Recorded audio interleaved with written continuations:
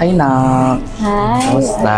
Okay lang. Parang galing ka dito, 2 months, no? 2 months na. Oo. Hindi ko sobra na. Or 3 months.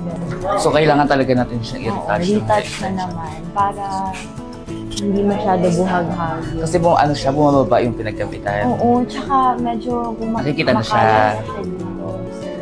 Ito na yung buhok mo, tinanggal na extension. Mm-mm. Mahaba na siya, no?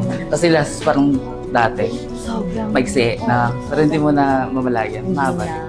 Kasi naka-extension pa lagi. So, feel ko mahaba. Ang gagawin natin ngayon is extension lang, hindi natin mag-retouch ng color para magpahinga na Pahinga din. muna. Ito siya. Parang ito yan, wavy finish. Kasi trim natin mamaya Yes. para maganda. So, trim natin. So, start na tayong magkape. Kaya naka pa dito, no? Ilang oras ka na? 2 hours, 3 hours. Oo. Kasi nagkulay ng extension. So, ito na, tapos na lang. Ang ganda. Ganda. Magaan lang. Super gaan. Binawasan natin siya kasi mahaba na yung buhok mo. So, parang so, 150 grams lang. Kasi yung last time, parang 200. So, Nakifeel ko nga, sobrang gaan. mas magaan siya.